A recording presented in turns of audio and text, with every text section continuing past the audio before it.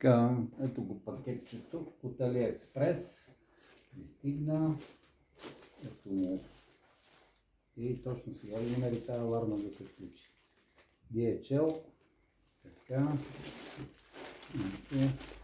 Почти непокътнато. Това е на Speedy. Да, сега ще го паузирам. И продължаваме. Така. Това.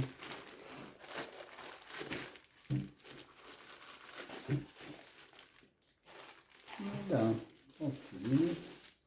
DHL пратка.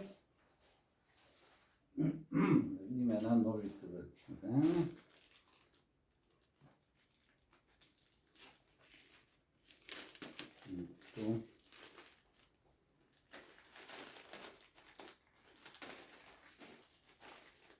Две кутийки има.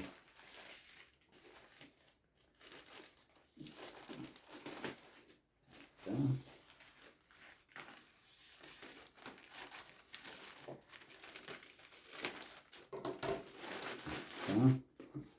А едната. Опа. Ето. Made in China. Така. Пазя го тук. И това е Made in China. Всичко е в чайната правено. Да. Така. Този плик да ни видим това. Тая кутийка да видим.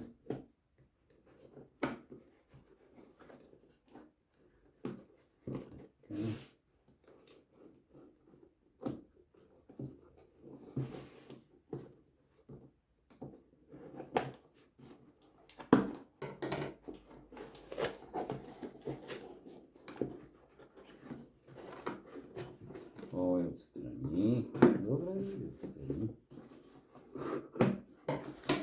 Така, това най-вероятно е обкова, така да се каже. Ето. Не е отварено. Така. Даже някакви винчета има, които после ще ги видим. Така. Добре ли се вижда, бе? Добре се вижда, може малко по-напред да го вземе. Така. Рамката и другия откос.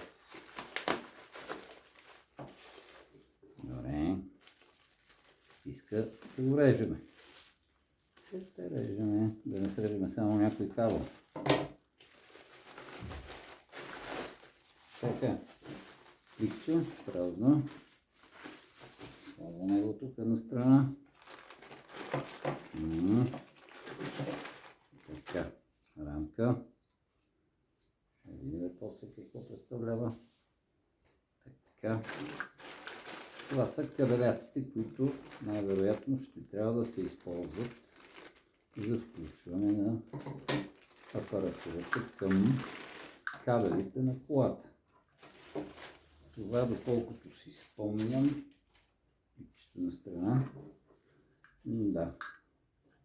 Първо, този кабел. Това е камбуса. Без това нещо не могат да ти работят на волана бутоните и някои други неща. Това е захранването, което се включва към уредбата, към радиото, а това един от тия двата кабела ще се включат към кабелите на тия двете кутийки, черните се включат към кабела на аудито. Тези допълнителни кабелчета си пише кое за какво е. Сега няма да ги обсъждаме. Има кабели, слагам ги на страна. Така. Това е за антената, включвателя с усилвател. И доколкото виждам, тук има и захранване еко. Това ще се види от опътването. Това е изход, аудиоизход, така горе-долу го виждам, въпреки че точно сега не мога да кажа. Продължаваме нататък. Това е основна техника. Така.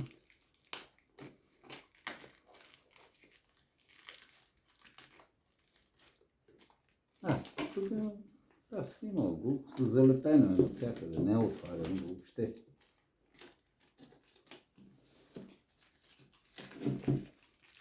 Така, продължаваме нататък.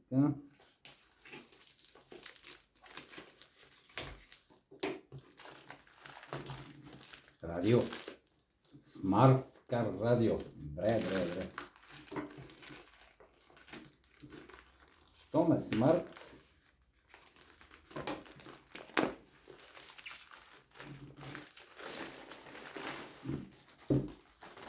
пътовъчната хартия, това е найлонче.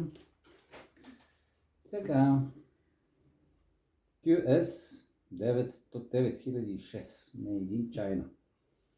Добре, ето го. Така. Тук има някакви опътвания, или по-точно технически характеристики. Предупреждения.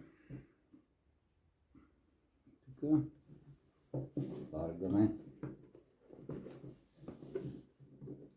Тези буквички да ги махнем, да ми спречат. Така. Капаче. Махаме го на страна, да не ни пречи. Оп!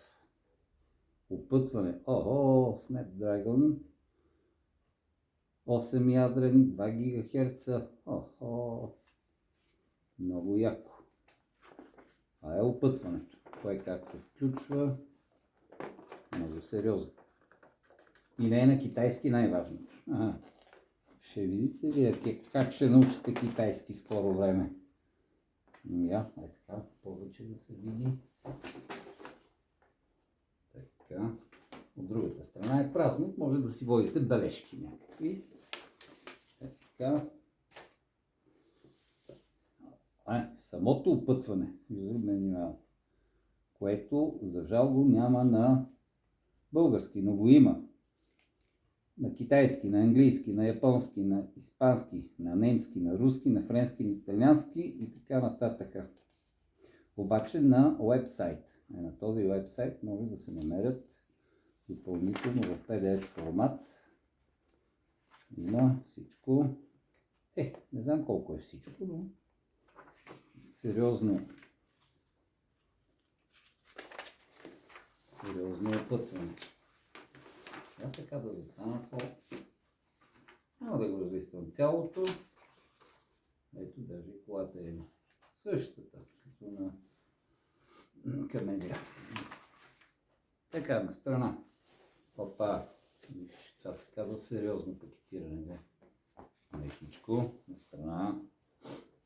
И тук вече е самото радио. Опаля. Внимателно го отваряме. Оля-ля! Майко мила, как лъщи, блести. Хоп! Ето отзад. Не е дебело. Вентилаторче. Тук са оптически вход. Разни други входове, изходи. Ето го оптически вход. Антената. За аудио, захранване. Това ще се види в опътването. Има си пластмасов протектор, микрофон и бутон за ресет. Така. Ето лично го ставим така. Сега тук това е сериозно да улекотяване това и от седмия етаж да го хвърлиш, нищо му няма. Така, празна кутия, дъпаме на страна. Няма са клипчета. И тук са кабелите. Маля ръцете, какви са ми, трябваше да си ги намаля с кремче малко, да не са такива грозни, ама няма да се отделяваме толкова. Кабели, колкото искаш. Така. Това е антената за GPS. Много важно устройство да ти показва на Google Maps на къде да вървиш. Особено на работа, като тръгнеш. Така, USB един път. USB два пъти. Включва се с това нещо в радиото. Така, това е камера за заден ход. Ако после ще ти кажа за камерата, тук може да се включи и да, като включиш на заден ход, да ти се включи камерата и да го гледаш, тук да гледаш назад какво се случва. Така, това са едни универсални кабеляци, които се надявам да не се наложи да ги ползвате. Така, антена за... беше. Сега не. Добре, ще го уточним. Ето го другия USB, т.е. 3 USB хода. Тая антена не може да сета за какво е, но най-вероятно е за някаква SIM карта, която е ето тук. Да, т.е. в това нещо може да се включи SIM карта някаква и да имаш интернет непрекъснато в колата да караш. За да не ползваш Wi-Fi, hotspot и така нататък. Hotspot. Да, това е антената за картата за данни на мобилния оператор. С това може да хващаш всякакви дигитални информации. И това си е пак кабел за аудио, включване на аудио. По-нататък ще се види в опътването.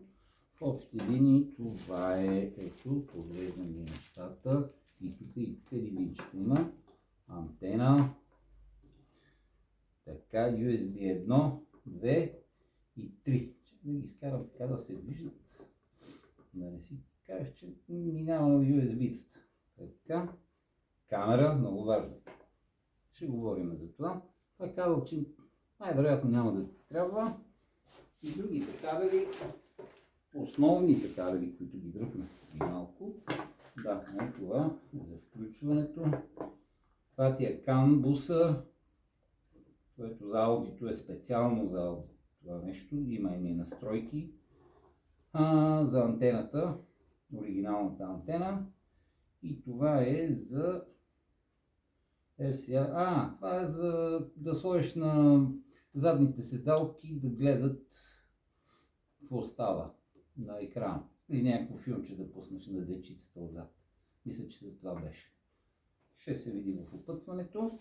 Надявам се, че ти харесва. Ето пак показвам. Така. Сега не го изтърва сега тук. Его, това е модела QS9006. Изаче в магазина беше друго. QS... 06 основното, шестицата. QS6. 9000 за благозвучие, най-вероятно. Така, това е хубавото, че имаш вентилатор, който се охлажда и на екрана даже излиза тук. Излиза да такова като с едно копченце, да си го пускаш принудително или да го оставиш автоматично да се пуска. Това е. Ето го пак. Това е за сега. Ако има някакви възражения, сега е времето да ги кажеш. Ай.